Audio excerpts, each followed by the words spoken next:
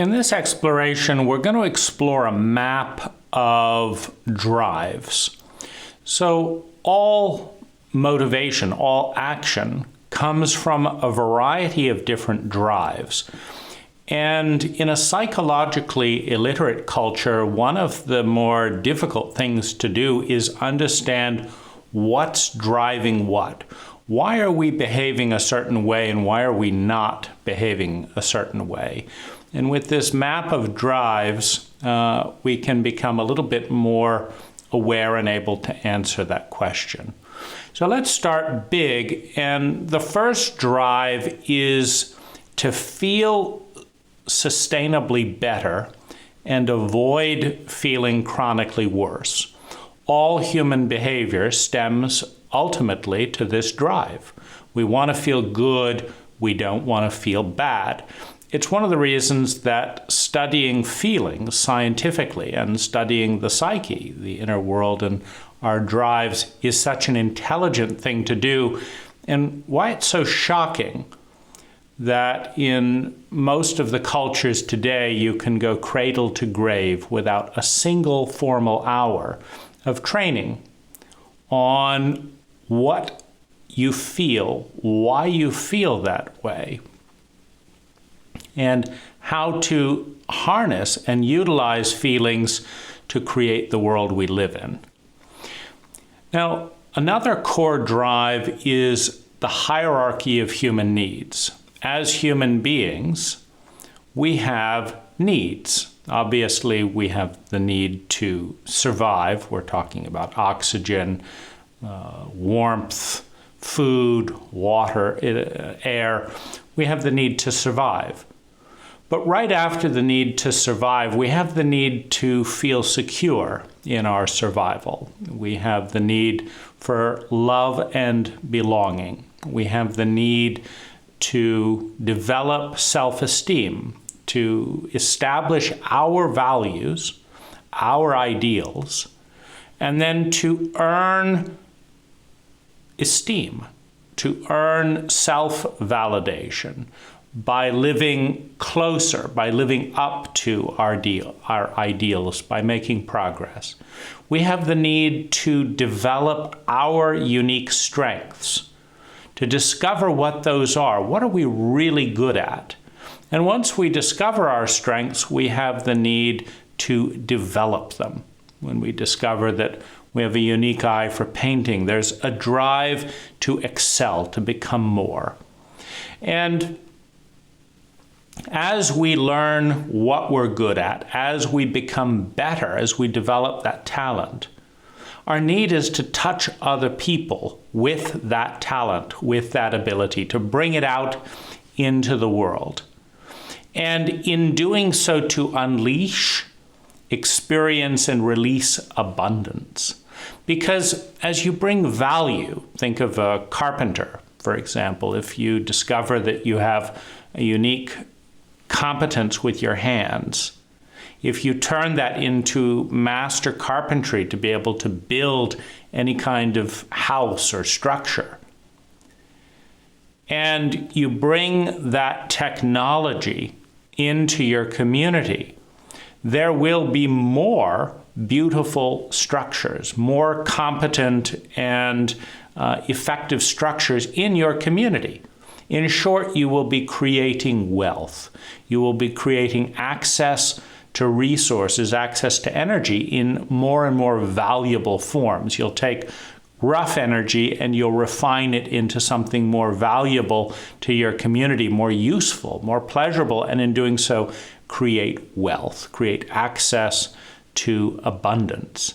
And once we have survival, security, love and belonging, self-esteem, the development of our gifts, our talents, the bringing them out into the world, and the experience of abundance, once we have that, our next longing, our next need is to become part of something bigger than ourselves, to be in service to something bigger, to remember, to align to something bigger. It could be a nonprofit, it could be serving the community, it could be a spiritual practice, it could be an ecological practice of supporting our planet, but we have a need to become part of something bigger than ourselves.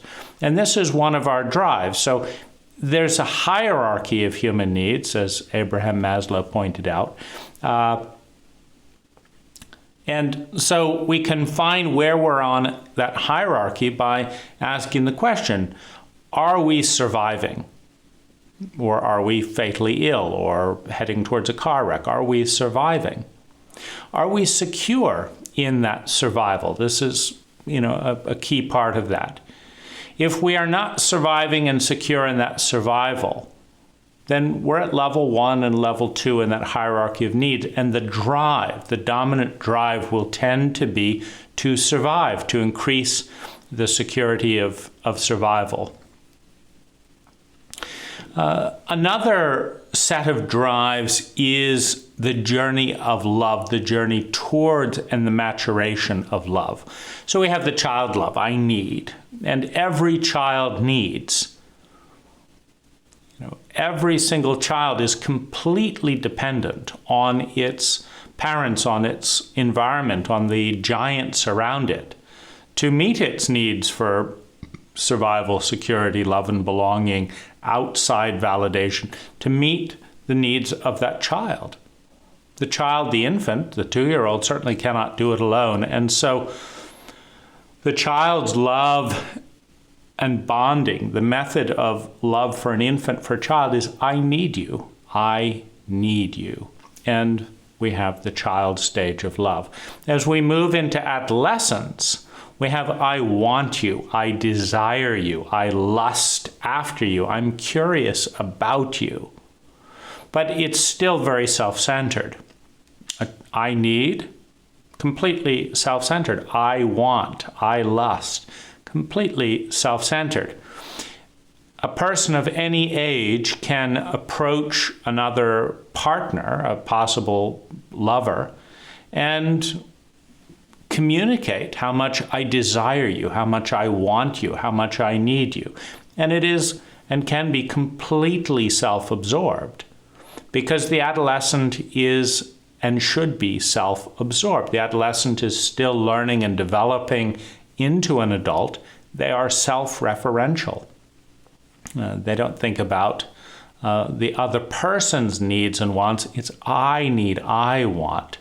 And so you have often a lot of manipulative sexual pursuit in the adolescent stage of love, because it's not really about the well-being of the other, it's about satisfying me. And in the adult version of love, it's the first form that goes outward. So you have the completely self-centeredness of the child. You have the curiosity and the engagement, the wants, but still self-referential love of the adolescent. And then you have the other love of the adult, where the self-centeredness transmutes into being about the other, where I don't love you because I need you, because I want you. I love you because perhaps if you're a child, you need me. Perhaps if you're an adolescent, you want me. I meet your need, meet your desire. Why? Because the adult is about the other, because I can. And the adult also begins with self. The adult loves the inner child, the inner adolescent. And adult love, being about the other, is not necessarily about lust and desire and personal need. I love you enough to care. I care enough to take time. I take enough time to see. I see enough to understand. I understand enough to empathize about you, what it's like to be you. I empathize enough to adjust, to modulate my energy, my attunement, my behavior to you. And I attune and modulate enough to succeed at helping you meet your human needs to survive, to feel secure, etc. And so the journey of love, the maturation from the love of the child, which is the love of need, to the love of the adolescent, which is the love of lust and desire, to the love of the adult, which is the love of service, the love of being out there after first loving one's own inner child and meeting one's own needs to survive, to feel secure, etc. The adolescent's own need for lust and pleasure and curiosity and adventure, then to naturally move outwards. There's also the maturation and innovation cycle. And this cycle consists of 3 parts. The first is sympathy, then comes antipathy, and then the synergy between them is synthesis. So sympathy is the yes of the child. A child learns whatever language happens to be spoken around it. A child learns to behave similarly to whoever is engaging around it. A child learns to eat whatever that culture is eating. And in the stage of sympathy, you could see it as an unconditional yes. An unconditional yes to what is. You want me to wear these clothes? I'll wear these clothes. They're out of fashion to this culture, this culture, this culture, this culture. They'll be out of fashion in 100 years, but fine. Whatever anyone else is doing, I'll do that too. I'll copy you, is the state of development of the child, the replication.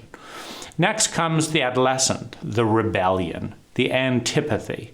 Whatever it is you're doing, I hate that. I don't want that. And the rebellion of the adolescent is a necessary state of evolution, because whereas the child is a yes to everything, the adolescent is bringing in questioning, critical thinking, antithesis. And this is necessary. It's why I call it the maturation and innovation cycle. Because if you have sympathetic copies, you do not get innovation, you get replication. So intergenerationally, a parent gives birth to someone who copies them, and they give birth to someone who copies them. And there's no iteration. In technology, in the startup world, if you listen to someone like Elon Musk, he will accurately talk about the fact that the pace of innovation is ultimately the most critical factor in the success of a company. That if one company is iterating and improving at a rate of 25% a year, and another company is iterating and improving at a rate of 2% a year, that over time, the differential in iteration speed leads to an exponential divergence in results. Because intelligent iteration is what evolution is. Nature iterates. And nature, life, creates diversity. If a dandelion produces 1,000 seeds, 20% of the dandelion's 1,000 seeds are going to be slightly divergent. They're going to be slightly different versions, different copies. Now, this is called mutation. It's called divergence. It's the way that nature explores new relationship and iterates. And what's going to happen is of that minority of copies that is different, some of those differences are going to fail more than normal. Others of those differences are going to be about the same. They'll cancel each other out in a given environment. And other of those differences, those mutated seeds, will do extremely well in that particular environment. And those seeds will grow more fruitfully. As a result, there will be more dandelion seeds from that group that grow. And nature will continue this process. But if nature made exact copies of everything, this iteration process would not occur. Evolution would not occur. And so you need divergence from the norm, divergence from the majority in order for evolution and innovation to take place. And for that to happen, you have to have a rejection of the status quo. You have to have critical thinking. You have to say, no, that's fishy to me. I don't buy it. You have to say, that's a bunch of nepotism and a bunch of bullshit. That's not leadership. It's lies, nepotism, corruption, and bullshit. Now, this antipathy is the adolescent stage in this process of evolution. You have sympathy, the creation of the copy. Then you have pain. A child in any culture in human history has experienced pain as it interacts with the cult system. So every culture is a cult. That's why the root word of culture is cult. Every system, every culture is a cult. Every cult is a system. Every cult is a dogma. And that dogma is false. It's better than nothing, at least originally, when all dogmas were created. They were better than nothing. They were true enough. They were close enough. But no system is perfect. No system is perfect. Even a highly iterative, intelligent system is not perfect. It is innately inefficient. And what cults tend to become is a balance of new and innovative and intelligent response to the current environment and cult-like dogmas based on copying the past. This was good enough for my parents, so it's good enough for me. It was good enough for their parents, and so it's good enough for me. There's a story about a young man dating a woman and noticing that she cuts off the end of the pork roast. She always takes a perfectly good piece of meat, cuts off both ends, and bakes it. And one day he asked, "Why are you cutting off the ends of the roast?" And she said, "Because my mother did it." And he met the mother one time and said, "Why did you teach your daughter to cut off the ends of your roast?"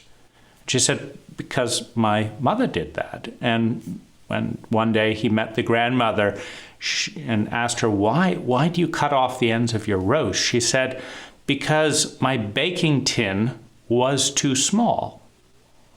And so when you have this unconscious cult-like dogma, this iteration, always cut off the ends of the roast because it's the way it's been done before. At one time, these things were intelligent. You can think of chauvinism and the valuing of men over women. And you can think about the logistics of 10,000 year ago experience when the human species is in a survival mode. And if you're a male or you're a female and it's 10,000-year-old tribal warfare, given that the male body is slightly better, maybe 20% better at fighting with clubs and wrestling, etc. Given that the male body increases the odds of survival, it would be intelligent to cluster around or try and reward an alpha male body to defend your little cluster, to defend your sister, etc. And in the reciprocity, meaning nature is filled with reciprocal synergistic relationships, symbiotic relationships of all kinds. We still have that today in capitalism. If there's someone who's really good at something, the best violinist. Everyone offers to pay that violinist more to play at my music hall, to be in my orchestra. Because if they didn't, the fact that we value the best violinist means that, everyone wants them. So how does the violinist choose where to play when they're one violinist that's the best in the world? Well, one of the ways is courtesy, one is warmth, one is generosity, one is money. You give more to get more. That's part of the sustainability principle of all life. You give something and you receive something. You give something and you receive something, and both are better off for the transaction. And the more valuable it is that you want to receive in most senses throughout much of nature, the more you have to give in some way. Certainly, it's very common in our cultures. And so if we understand this kind of sense of value, that nature's iteration process, its journey of diversity and experimentation is leading to excellence. It's leading to efficiency. 100 million dandelion iterations later, there's a dandelion that grows best in that particular desert, that grows best in that particular bog or soil. Or if it cannot evolve fast enough with all that experimentation, that dandelion dies out and another plant that does better mutation takes its place. And so antipathy, the adolescent drive of rejecting something, of saying, wait a minute, that's bullshit, is the human form of cult or cultural innovation. To say, no, yes, I understand that men have been valued in the Stone Age for throwing bigger rocks further. The male arm is technically more competent at throwing rocks, for example, than the female arm. It's one of the reasons we have the female Olympics and the male Olympics. If men and women were equal statistically, we would not have different gender Olympics. We understand that. But we also understand that in today's world, most human interaction is not taking place on the basis of physical brawn. The fact that you're a sumo wrestler or Mr. Universe does not mean you write code faster than anyone else. It may mean you write code worse. It doesn't mean you're going to live longer. It doesn't mean you're going to make more money. In fact, if you're highly mathematically smart, Warren Buffett commented on the luck of the draw, that he happens to have an analytical brain at a time in history when the most valuable thing in today's cult is money. And the easiest way to make money is by investing and turning $1 into another dollar. And the most relevant skill for that is an analytical brain.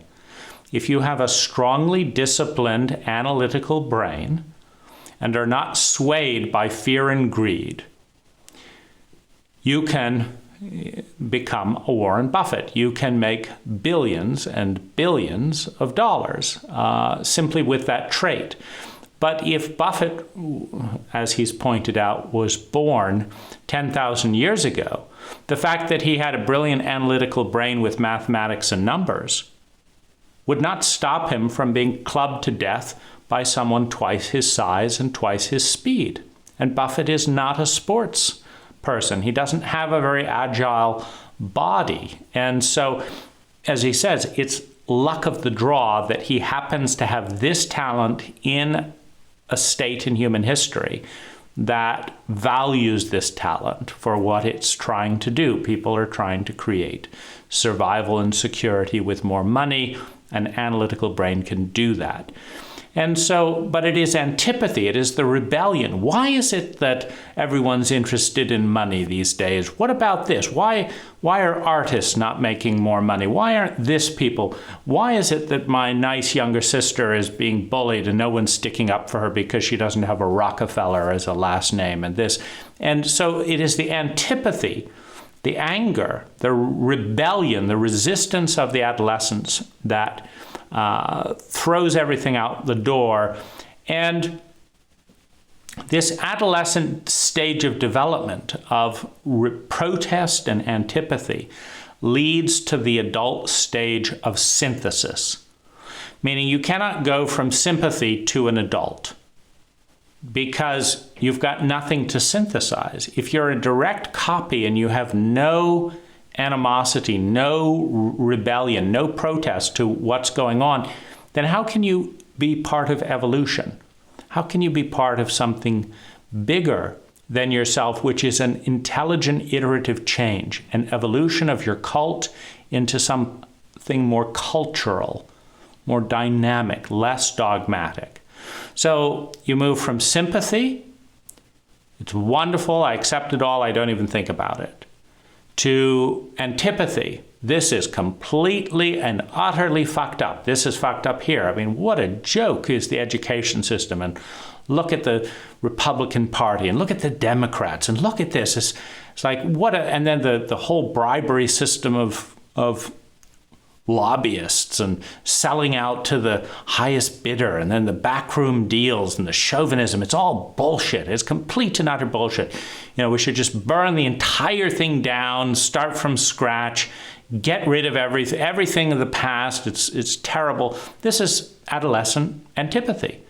And it is necessary before you can get to synthesis. Synthesis is the synergy of the adult. What the adult does after going through a state of antipathy, a state of rebellion, is says, you know what? Maybe I'm not willing to throw out everything. The English language is helpful in my protests, for example, so we're not going to throw out the English language, at least not while I'm using it. And I'm paying the printer, you know, for my banners that I'm posting all over the subway and stuff, ban money, get rid of money, the economic system is shit. You see, I'm paying for those posters to be made with money. And I could just burn all my own money, but then the printer wouldn't print my protest, you know, posters about money. And you know, I want to, you know, ban paper cups and plastic cups and all that. And I want to have a meeting, you know, to get everyone there to hear what I have to say about getting rid of plastic cups and this and that and the other. And, you know, we don't have enough money to buy pottery for 10,000 protesters for 24 hours. So we're going to have to use plastic cups and paper cups and all that at my protest, my environmental protest seminar. So we're all going to fly in using fossil fuels, and we're going to drive cars spewing gas into the atmosphere, and we're going to get there and we're going to get our takeout fast food, and we're going to generate a ton of garbage to have our environmental summit on, you know, how to make the world more sustainable. And I don't want to get rid of all those paper plates until we've done our protest about how bad they are. Then everyone else should get rid of them, of course. And so the adult's job is to synthesize and say, you know, English language, good, money can be good, money can be bad. Sex can be rape and molestation and all this, you know, toxic masculinity and stuff. Can also be loving and kind, and it's necessary for the species. And so what the adult does is it learns from the healthiest critiques of the adolescents and the most successful experiences in childhood and cultural observation, and tries to create a third alternative, a synergy of a new iterative vision for the culture that throws out the worst of the old and keeps the best of the old and innovates and creates something new. And so the desire to be sympathetic is the desire for ease, the desire to copy, the desire to be safe in a cult, which you are. When you behave like everyone else, you belong. When you start rejecting this and that, then you move more outside the cult. The need for antipathy is for self-delineation. You cannot have a distinct identity if you are exactly like everyone else and agree with everything that's being done.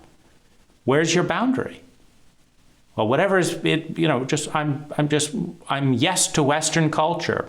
I'll eat what everyone else is eating. I don't have any taste.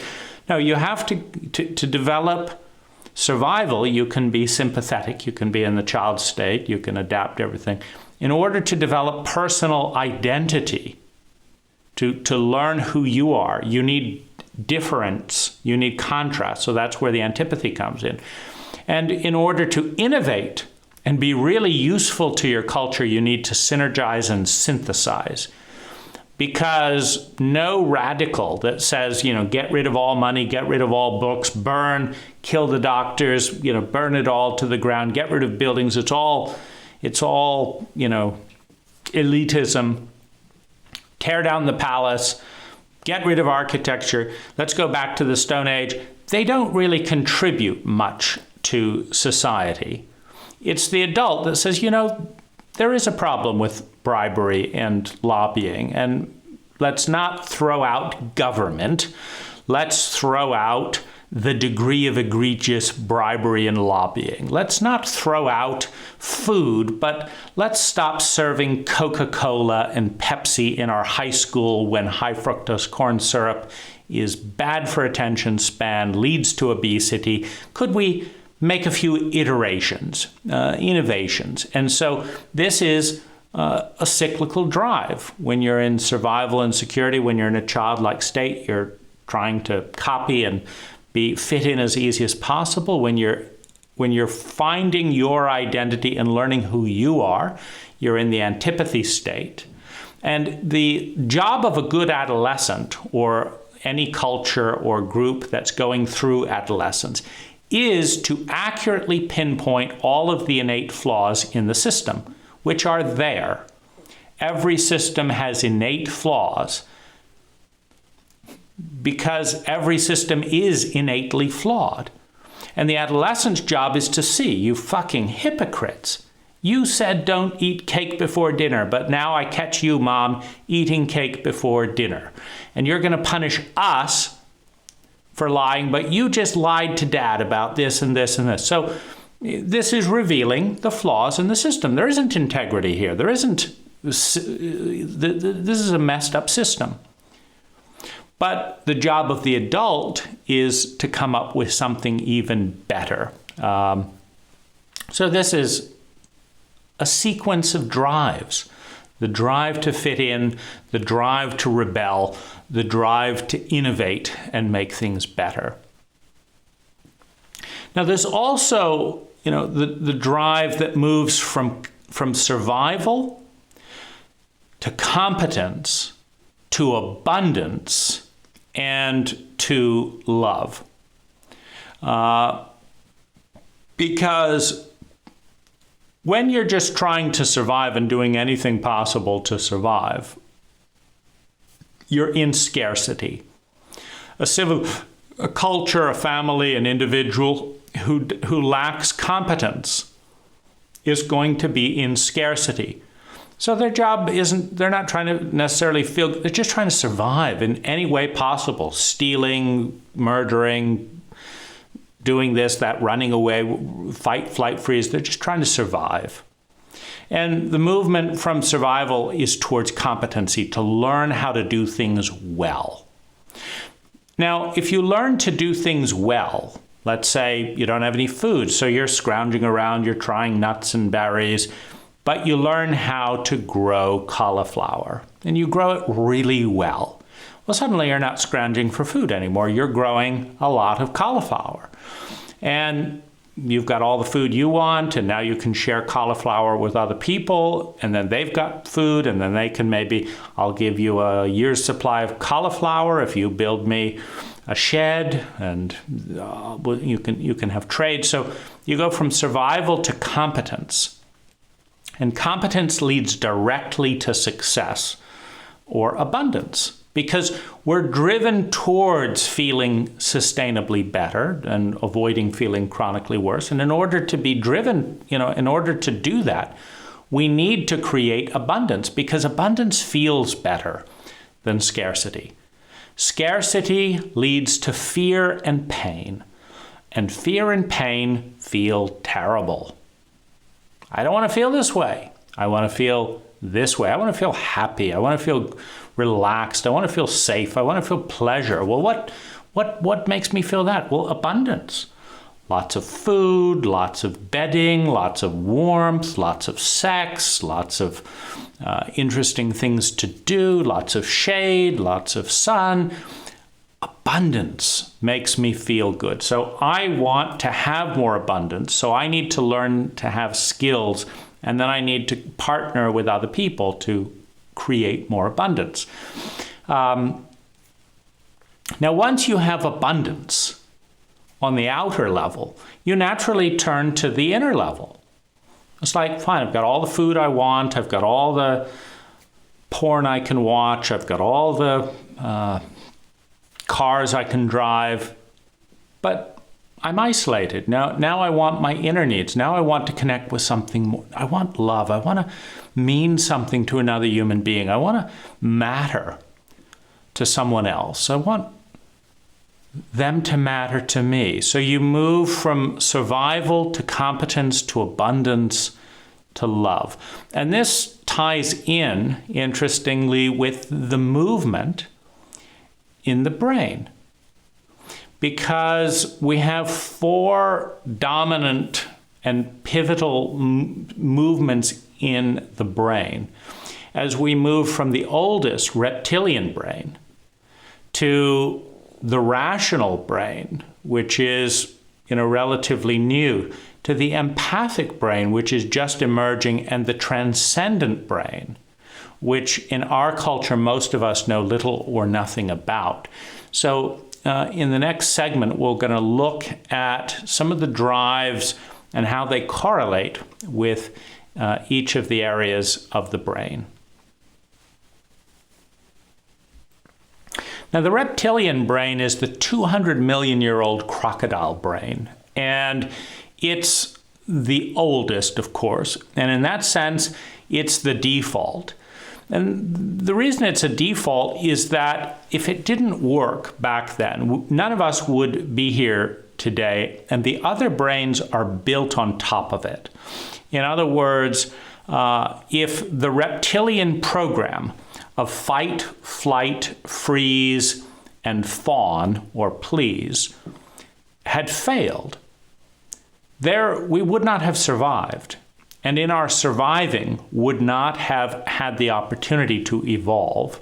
And as a result, the subsequent brains would not have occurred. And it's a little bit like the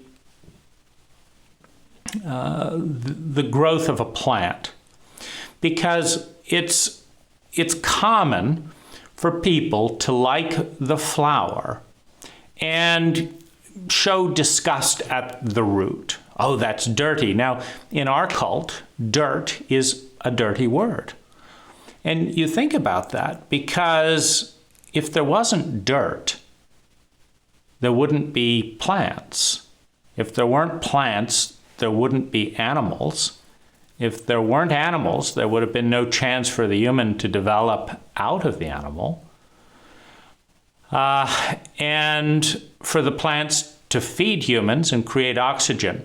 And so it's rather puzzling why so many of the life foundational words in our language are considered distasteful. We have dirty, we have fucking, we have shit. Now, if you look at just those 3, dirt is the basis of all life, fucking is the basis of all life, and shit is fertilizer for dirt and every plant on all life. In other words, if you took away all shit, you take away all dirt. If you take away all dirt and shit, there's nothing else that's there. And so this same, I'll call it chauvinism, the unscientific elevation of part of the ecological whole at the expense of another part. Now, we do this in the male-female chauvinism. We talked about the fact that a brawny alpha male 10,000 years ago was a better survivor risk to ally with than a pregnant female, for example. If there's a battle, if there's a forest fire, if there's an invasion, if there's a torrent, if there's a tsunami, do you want a pregnant woman to be your best hope of surviving the tsunami, or do you want, a 6-foot alpha male who happens to take a liking to you to ensure that you get out of there safely? And in the distant past, where you have brawn, there is intelligence behind choosing the more competent, bigger force, which just happens to be male.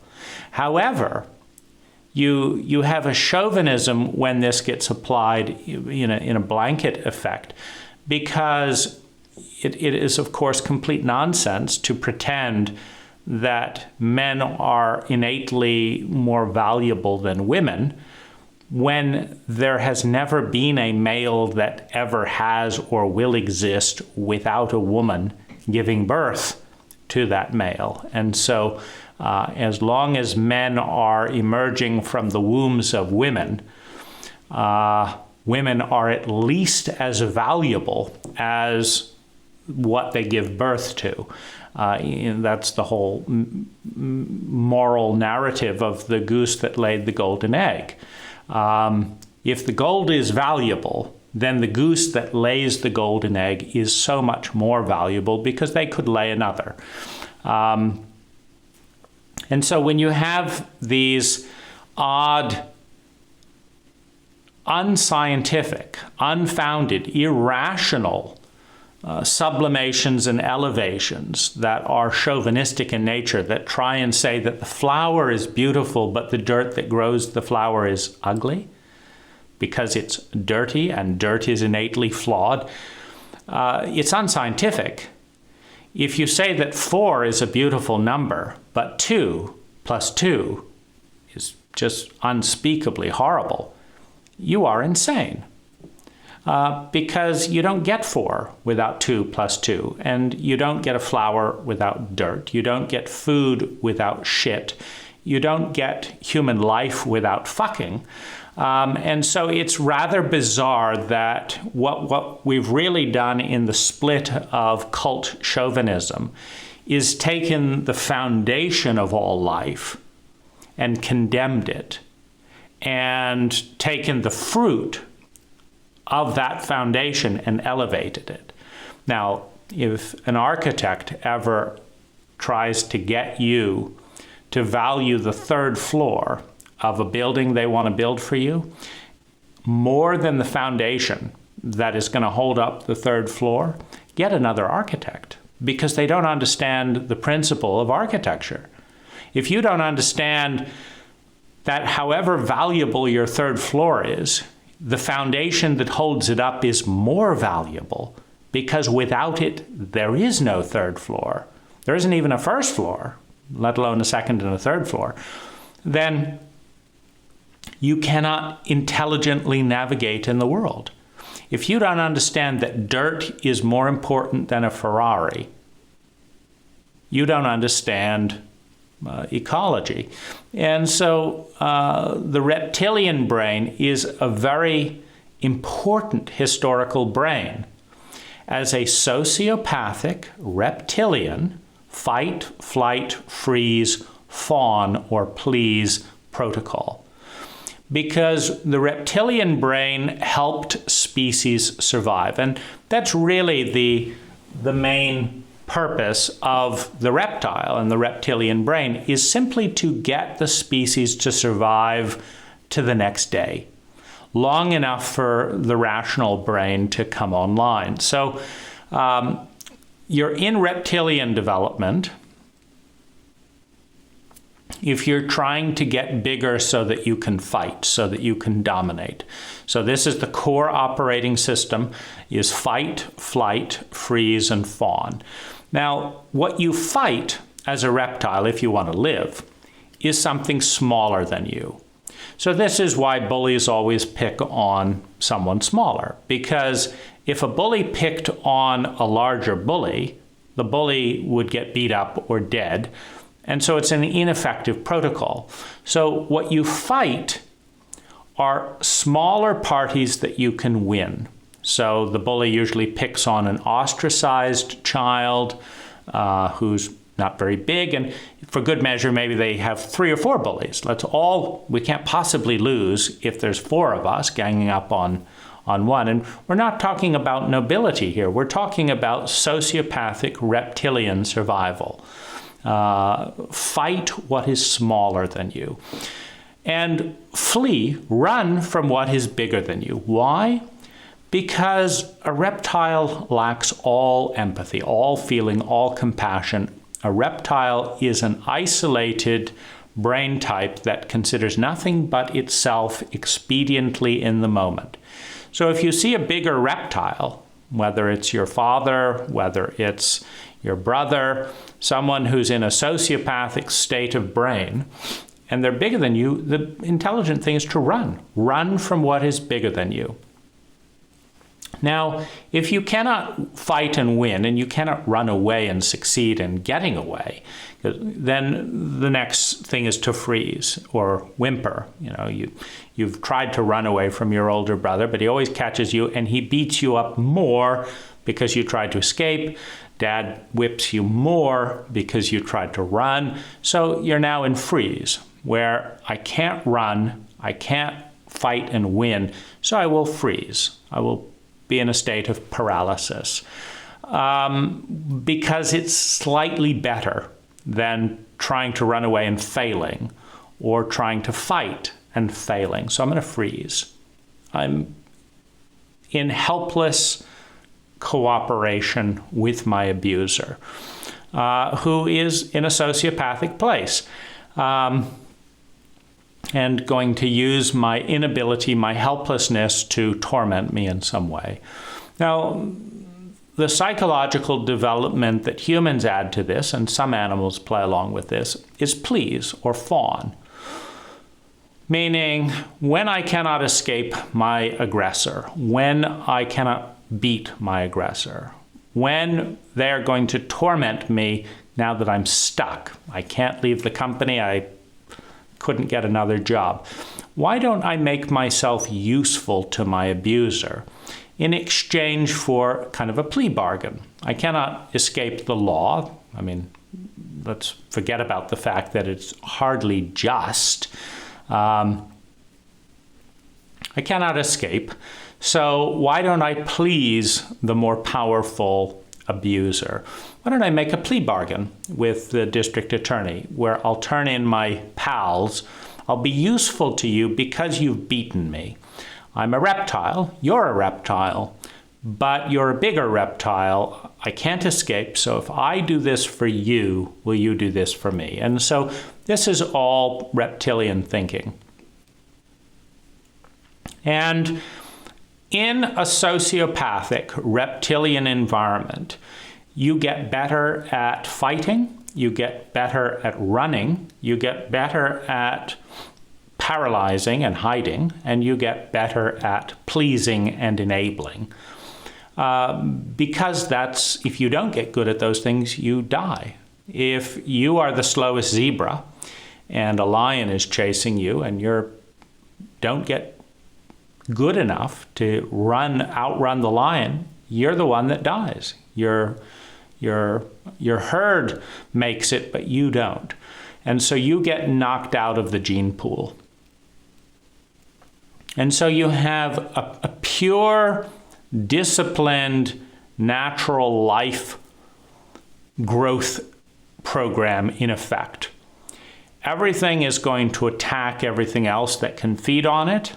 And if you want to survive that, you're going to have to get smart enough, clever enough, creative enough to outgrow that. Otherwise, you're going to be raped, you're going to die, you're going to be used, you're going to be enslaved, you're going to be sold, you're going to be killed, you're going to be eaten. And this is life's first drive towards competency. We're in survival, moving towards competency, because out of all the tens of millions of species that nature and life has produced, in sociopathic consumptive relationships with one another, only the most efficient at fighting, at running, at freezing, and at pleasing are going to survive. The others will be eaten, beaten, enslaved, etc. And what life is breeding, what life is creating through this reptilian drive is excellence. Because all the crippled deer get eaten by the lion. All the slow zebras get eaten by the jaguar. All the sick monkeys die of starvation, because in a sociopathic environment, another monkey doesn't go over and feed the sick monkey. They just let him die. 1,000 years ago or so, before a baby was baptized, if the parent had too many children or the infant was sick, the parent just commonly, within the Christian framework, just threw the baby out, just like in many South American tribes.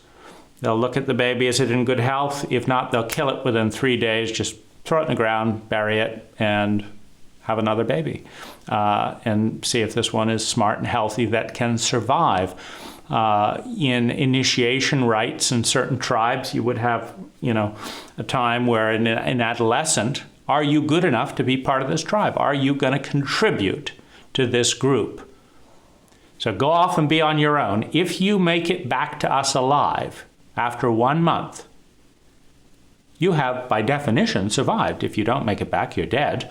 And the fact that you could survive on your own means, okay, we will now respect you, because you must have some skills which we can use in this tribe because you made it back alive. And so that's, now you're an adult. You took care of yourself. And now you earn our respect. We're dealing with the reptilian brain. We're dealing with the sociopathic brain. Now, the reptilian sociopathic brain is the antithesis of empathy. And it is always at a stage of evolutionary development that correlates with scarcity. Betray your friend. Steal your best friend's lover. Have sex with your neighbor's wife. Steal and murder, murder. If you're a prince, kill the king so that you can be king. If you are the king, kill your political opposition because they threaten your kingdom, your bloodline. And so this win through competition, lie, betray, exploit, and be better at it. Get bigger and fight. The kingship in many cults around the world was just defined by combat. The idea was that the tribe would survive if the strongest person in the cult was the leader, which, if you're in one-to-one combat with stones and swords and spears, is a reasonable assumption. We want to survive as a tribe, and so we want to elect the one who's going to help us survive the most. And the person that's going to help us survive the most is, of course, a male, because males have bigger, stronger bodies. Otherwise, we wouldn't need female Olympics as a general rule. Women would just go boxing next to Mike Tyson, and there'd be some woman who could beat Mike Tyson. We understand that's not the case, and so Mike Tyson fights against other men and women fight against other women because we want there to be some semblance of fairness. But in a scarce environment where there's one tribe is trying to kill the other tribes and one of them is going to come out the leader, you're not trying to go for fairness, you're trying to win. And so you want the strongest, most sociopathic, vicious person at the head of your tribe. Now, why is he going to fight for you? Why is he going to protect you first if he can only protect one person? Because you're his mate, because you gave him a better dish. If you treat them badly, why are they going to risk their life to lead your tribe? No, there has to be reciprocity. So you get the first pick of meat, you get the first pick of mate, you get the first best place to sleep. But when the marauding tribe comes, it's you and your body that's going to go first, that's going to crush the enemy. We'll back you up, but you're our best hope. And so you have a sociopathic contract of usury. There's nothing empathic and emotional about it. We want to live. You're our best chance. What do you need to be on our side? And fine, we'll give it to you because we want to live. So we're just dealing with survival in this state. So coercion through fear, punishment and intimidation is the mode to get decent behavior. Like the fact that we have a police state where the government will take your property and put you in jail if you do not hand over, I have a $70,000 tax bill this year.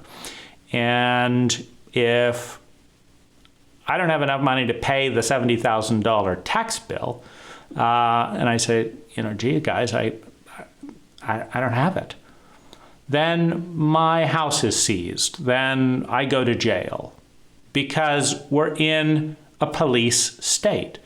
We're not in a state where would you mind handing over the $70,000? Of course, if you don't feel like it, we won't bother you. We're sorry to disturb you. When's a good time? No, when you're in a sociopathic paradigm of scarcity, then force, based on the threat of pain, is the primary drive, and it is the foundation of the cult. Coercion through fear, punish to intimidate, bribe to betray is another approach, because you could betray this person. I'll give you a cut of the winnings. I want to be king. If you will help me put poison in the king's thing, I will give you $1 million. I'll get $1 billion, but you'll get $1 million, and that's more than you get being the clown for the king.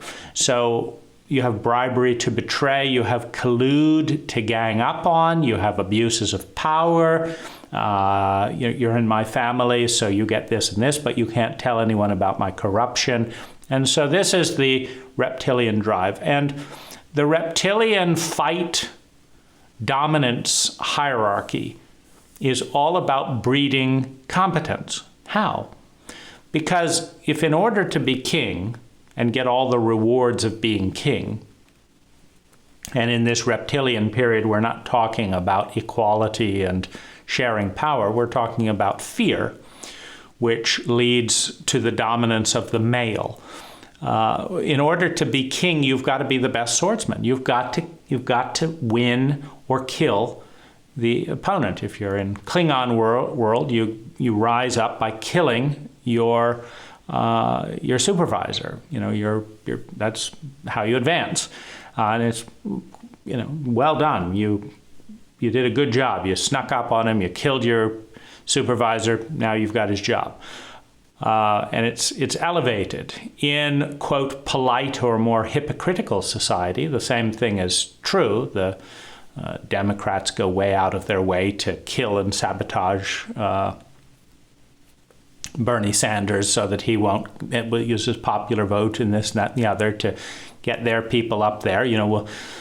the one side or the other of the media does their job to downplay the faults of their side and upplay the faults of the other side in the war of public opinion. It's not fair, it's not clean, it's not honest. It's a dirty war of dominance and scarcity. There's only one room for one person at the top in the reptilian brain.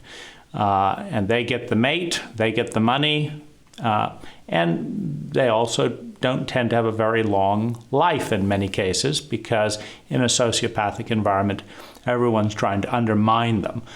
But the person that stays up on top the longest tends to be the most sociopathic, the most deceitful, the most corrupt, because they're willing to do anything and terrorize. I mean, Putin is a terrific example. You know, he will kill, he will bribe, he will lie, he will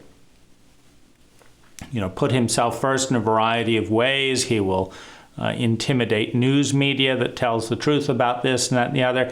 And he's doing it very well. You know, it really helps if you're George Bush to come out of CIA, and understand all the various operatives and have connections in there to be able to manage. If you're a Clinton, to bribe or, threaten to kill off or something, various affairs, people that could topple your dynasty. If you're a Putin, again, I want you get to be news anchor, but you don't get to do these stories. And so the one who does that the best overall wins. And so what you're breeding for is sociopathic competency. But competency is competency. And everyone wants to feel good, even a reptile. And so in order to have the finest grapes brought in for the Sultan, in order to have the finest prostitutes flown in for the dictator, you have to develop competency. You have to get an air force. You have to build engines. You have to reward pilots. You can't just shoot everyone and kill everyone, because then there's no one to build your planes and all of that. And so, the gang warfare is the process of killing off enough people to have everyone else terrified and understand that they don't want to threaten the boss, but not so many people that there's no one to carry out your orders, because a leader is absolutely useless without a single follower, just like a follower is useless with no leader, which means a sociopathic leader has to kill off enough and punish enough followers that they're afraid of him, but not so many as the organization falls apart. And so that's a tricky balance for those in the reptilian brain. And the one who does it best wins.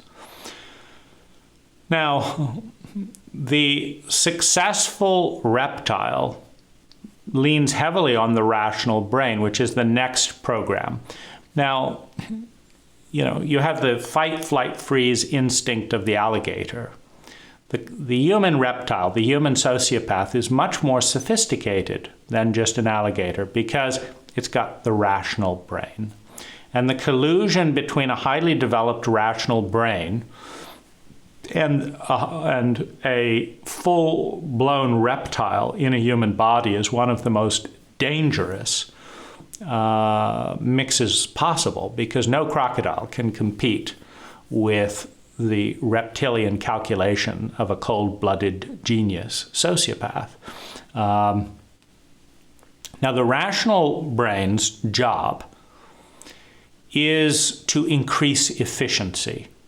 So the reptilian brain's job is to create life, to create survival. And the species that fights most successfully, that runs most successfully, that pleases most successfully, and hides and freezes and sustains itself, wins in the dominance hierarchy. The rational brain is moving towards efficiency. So security of survival. So we have survival in the reptile, we have security of survival through greater efficiency. So the rational brain, first of all, wants control. And in order to get control, it needs to learn regulation. And in order to regulate something, you have to have two things, and they have to be in relationship with one another. And then you have to attune in a way that it is a successful relationship. Now, in order to do that, you need to name things. So the rational brain is the brain of conscious thought. All thought is predicated on language. If you do not have words, you have no thought. If you have no thought, you have no consciousness. So all human consciousness is predicated on naming things. Because once you name things, you have words. And once you have words, you have thought. And once you have thought, you have consciousness. Now, once you learn regulation and are conscious and have control, you reach towards the gold mine, the pinnacle of the rational brain, which is predicting the future. Now, once you can predict the future reliably, your well-being, your survival, and your security goes up exponentially. And this is the gift of the rational brain. Security of survival. If you knew for certain that Microsoft's stock was going to go up or down tomorrow, you would be a billionaire. If you knew for certain that Bitcoin was going to go up or down tomorrow or the next week, if you knew for certain that this person was going to be president and this person wouldn't, if you knew for certain that the bank truck would arrive with one driver short and the security system would be knocked off the moment that they paused at this stop sign, and then the engine would free up. And you knew that for certain. The engine's going to freeze up right at a stop sign when the internet is down and one of the drivers is sick and the other one has a gun with a stuck bullet. So all I have to do is walk up, open the door, take $500,000 of cash, and walk away. Now, we're talking reptilian here because we're talking dissociative, but I've got certainty. All I have to do is this. This is going to happen, and nobody knows it but me. I walk up, right at this second, turn the door, do this, take the bag, and I never have to worry about money again. I'm a reptile with profound predictive abilities. That's the goal of the rational brain. Why do we have satellites and weather things, going around? Because we want to predict whether a storm is coming. Because if we know that the rain tomorrow is coming and it's going to destroy the hay crop, then that means if we know that, we have hay for the rest of the winter. If we do not know that, we lose the chance to feed our animals. Our animals die. And when they die, we lose rank in the cult because in dominance hierarchies, the one with the most power is desirable, and the one with the least power is treated with contempt. Because a reptile doesn't care about other people. It cares about survival. And so you've got wealth, so I'm going to treat you well. Not because you're a human being, but because we can have an alliance, because I have wealth and you'll treat me well. We'll both outperform the peasant. We'll both exploit our workers. We'll both treat our people badly, and they'll have nowhere to go for work. We'll both collude, Google and iOS will both collude to equally charge 30% for all in-app fees. All in-app fees, 30%? You did nothing for them, plus the sign-up, plus... Yeah. Billions upon billions of dollars. 30% right off the top. Because we can. because you've got nowhere else to go. We'll have a little meeting. We'll agree. I'm not going to back down. This is good for both of us. If we'll just keep this 30% precedent, it's wonderful. They have nowhere to go. Just rake in the cash for the next 20 years. Now, we'll spend lots of money if a rival comes up, because as soon as a competitor comes up that offers the app developers just 10% or 5% of all in-app purchases, they'll all go over to that platform. We can't have that because we want to keep our money. Because we can. Because we want to, not because we need it. No, these people, plenty of people need money more than Google and Apple executives. But we can. So let's kill off the competitors. If you're an Oracle and you see a PeopleSoft coming up with a better product that your customers like better, kill them off. Fire those people. Intimidate the hell out of them. Bully them. If you're a Microsoft and you see a better, much better software, either buy it up or sue the shit out of them. Drive them into the ground so that every one of your customers has to deal with your shitty product because you blew up the marketplace. Gates talked about the $30 billion war chest. And it's not called a war chest for nothing. $30 billion in cash. That's Microsoft outgun in just attorneys, in bribes, in intimidation, to such an extent that a better software product would just be ground into the dust.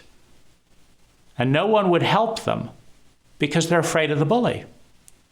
Microsoft was known as the 800-pound gorilla for using its market dominance, its blackmail, its intimidation, and $30 billion in cash to bribe, buy, and say, if you go against us, you're going against $30 billion in a cult that is enslaved to money.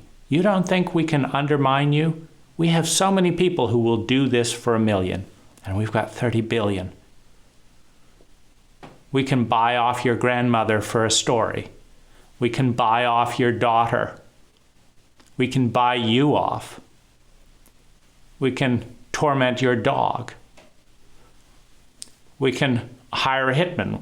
We can do whatever it takes to give you the message. We are going to beat the shit out of you if you do not agree.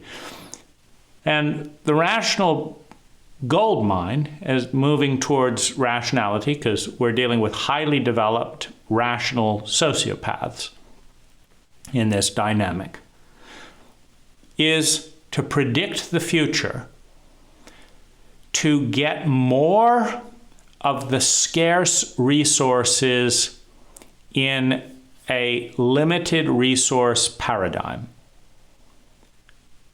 So there's not enough to go around. So the more I get, the less you have in a scarcity paradigm. And the reason I have to predict the future is to get there first and get more from me, which means less for you. And I've got to betray you, and I've got to get you to believe that I'm on your side so that I can stab you in the back and take advantage of this, because, don't you see, there isn't enough to go around. And I don't want my family to go hungry, so yours is going to go hungry. So you have a relatively low level of competency at this point, because, there is limitless energy in the multiverse, limitless. So when we're saying there's not enough to go around, what we're meaning is that we do not have a level of competency and maturity and intelligence needed to extract the boundless resources in a sustainable ecological relationship. Therefore, because we are incompetent, relatively speaking, there will not be enough. And because there will not be enough, some will go without. And because some will go without, and we will cast them out. We will scapegoat them. We will not help the homeless. We will not cure the sick. We will not feed the poor. It elevates the fear of the reptilian brain that the reptilian brain thrives on, the fear of pain. And because of that, we now have polarity, us against them. I want my family to have some of the limited resources, so that means your family doesn't. And that's okay with me because we're in a paradigm of scarcity where, I have nothing against your family feeding itself. It's just if there's only one job. And so if I don't spread rumors about your father and get him fired, there's no chance for my dad to get a job. I'm sorry to do this, but it's business, i.e., I'm sorry to be a reptile, but we're in scarcity. And so we have the betrayal and the usury and the predicting ability. So the rational brain, particularly from the reptilian paradigm, is driven to plan, to make plans, to have backup plans, to be in control, etc., so that we can survive in scarcity. And it's the brain of pattern analysis, of relational analysis, of ecological analysis. And as we move from raw survival, which is pure reptilian, to reptilian and rational, there is an iterative process where the rational brain, combined with the reptilian drives of fight, flight, freeze, and fawn, leads to efficiency. When you watch something go around, you watch a wheel go around and you see it wobble. Then it goes around again and you see it wobble. And the rational brain is the pattern analyzing brain that says, you know what? I'll bet it's going to wobble in about 4 seconds. Wobble. Aha. I predict that every 4 seconds this is going to wobble. Yes, yes, yes, yes. Okay, why is it wobbling every 4 seconds? It seems like there's a bump here that isn't on any other part of the wheel. Aha. I hypothesized that if we were to cut that bump off, from here on out, the wobble would stop. Now, I've been right before. Remember when I said that if we rubbed sticks together, there would be smoke, and if we kept rubbing them, then there would be a fire? Well, you didn't believe me then. If you'll cut a bit off this wheel, I predict, it's magic, isn't it, right? I predict the car will go better. Okay, well, let's listen to Harry, because he was right about the sticks, he was right about this, so I'm going to listen to him. Oh my goodness, it went away. Now, who do you want to listen to in your group? In the Stone Age, you want to listen to the tall brute. But in the information age, in the scientific age, you want to listen to the person with the most successful pattern analyzing talent, who best predicts the future. That's who you want to listen to. Because they can take the faults that are innate in every system and make them more efficient, less problematic. And so there's a movement towards efficiency. Now, the movement towards efficiency correlates with the movement away from scarcity. As more and more stuff happens based on information, intelligence, and efficiency through the analysis of the rational brain, scarcity goes down. And as scarcity goes down, abundance goes up. And at a certain point in abundance, the rational and the reptilian brain stop collaborating. Because the rational brain says, you know what? I don't need to bribe your daughter to poison my rival, because I've got plenty of opportunities without doing that.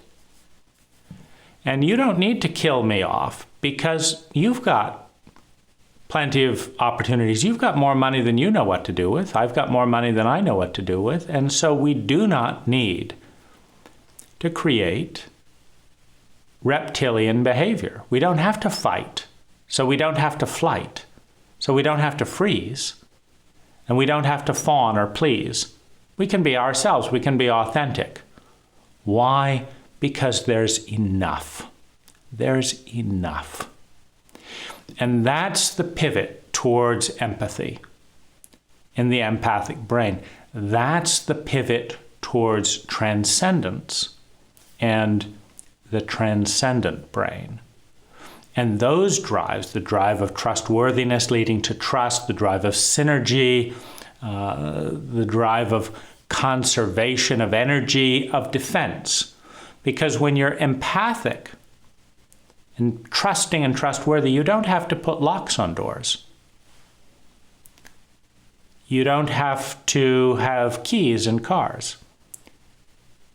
You don't have to have safes. You don't have to have prisons. You don't have to have guns. You don't have to have nuclear weapons. So as you move into the empathic brain, as a species, you can't do it as a one-off, because if you trust a reptile, a crocodile will eat your kid if you give them the chance, whether you trust them or not. If you trust a reptile, they will be a reptilian, whether you trust them or not. So the movement towards abundance has to be species-wide. Otherwise, there will be a certain percentage of the species that is in the reptilian brain that is a rational reptile. And that part will exploit what is perceived as through the reptilian lens as weakness. Trust is viewed as weak by a reptile. It is, in fact, a tremendous, if there's trustworthiness, a tremendous resource to the species. Because if you don't have to have nuclear weapons, armies, guns, locks, safes, keys, if you can share things and they come back to you, if you can loan things and they come back to you, if you can help someone in need and then they help you when you're in need, there's a tremendous conservation of energy, an explosion of synergistic value, partnering. The predominant voice of the empath is who's in need and how can I help? Who's in the most pain and how can I help reduce that pain? The empathic is the feminine principle, whereas the sociopathic chauvinist is the masculine principle, the brawn, the bigger, the better. In this stage of development, the feminine in men and in women. What feels good? This just feels lousy. We've got plenty. It just feels so unnecessary, that horrible tone. We've got plenty. The emotional connectivity is the currency and the value. And then, of course, we move into the most sacred brain of all, the transcendent brain. Becoming part of something bigger than oneself. Identifying with the whole. Moving beyond boundaries. The death of the personal identity and the identification with all that is. The orgasm of synergy, to move beyond the boundary of the limited self and become something more. Not as a bypass of competency and excellence. We're not talking about the stoned hippie who doesn't know how to drive safely, who can't balance a checkbook, who can't sing a tune, who cannot show up on time, who cannot deliver a baby, who cannot heal someone with the flu or with leukemia, but is just all one in the sense of, what's the point of competing, or, we're all peace, but what relies on handouts. That's the unsustainable, drug-induced transcendence.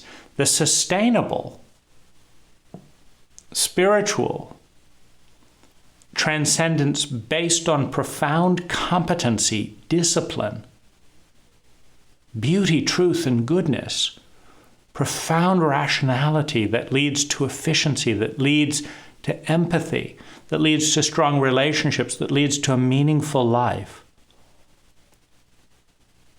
that's fulfilling and satisfying enough to move to something bigger. That's a completely different kind of transcendence. It's the kind of transcendence that's the difference between saying, I don't want to be part of the system, so I'm not going to get a job, I'm not going to do anything, I'm not going to learn anything. And saying I'm going to get a job, and I'm going to climb to the top of my career, the top of my field. I'm going to be the leader of my company. And I'm going to do well by the company. I'm going to do well by me. But then I'm going to retire to do something bigger. I'm going to look for what's bigger than competence, what's bigger than rationality, what's bigger than abundance. I'm not going to try and jump right into that with a drug-induced high and then come back to my mediocrity and go back into the high again and run away. I'm going to go through the system, understanding it as innately flawed, making it better each step of the way, and then moving beyond it. And this is the drive. These are the drives that are at the root of all human behavior. All you have to do is figure out where you are on these maps. Which brain are you primarily coming from? What level in the hierarchy of needs? How well are you succeeding at feeling sustainably better and avoiding feeling chronically worse? Are you a child accepting everything that is?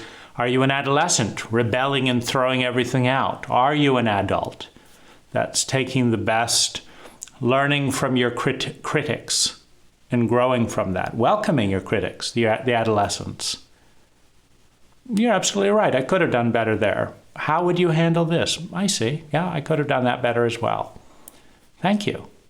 I'll innovate that into the next iteration. I won't resign and throw it all in the towel and stuff. No, I'll iterate that in the back. And thank you for being willing to critique and find the flaws in my system, because it is there, to be sure. And if you really want to challenge me to leadership, learn the discipline, get involved. Don't go live in the woods. Become an employee, learn the skills, learn to get through these hurdles and how to take the company in a better way. Become an adult on the other side that transcends the system by making it better and going through it rather than avoiding it and bypassing. So where are you in these drives? Because every single drive is good at a moment in time. Dirt is good. The root is sacred, because without the root, you have no plant. Without dirt, you have no plant. Without no plant, you have no trunk. Without no trunk, you have no branches. Without no branches, you have no flower. The reptilian brain is good as long as you are surrounded by sociopaths and reptiles, because it will keep you alive.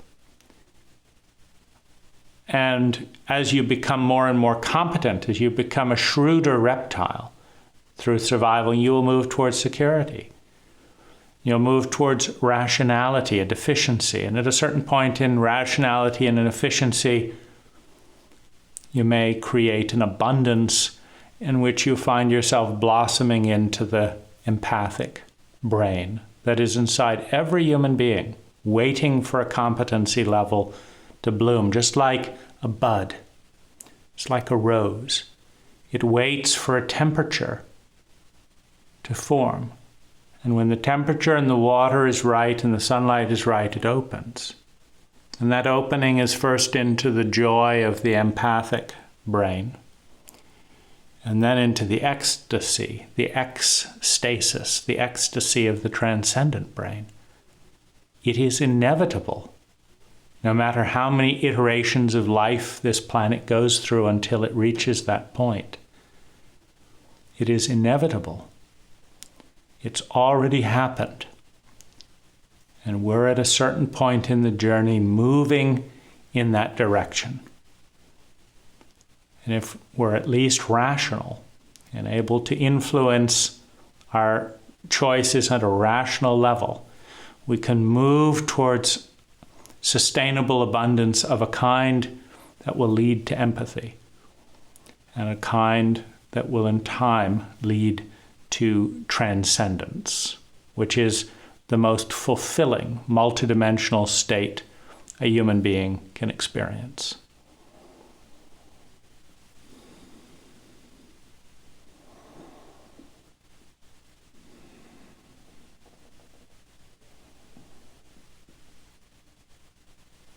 Let the garden grow.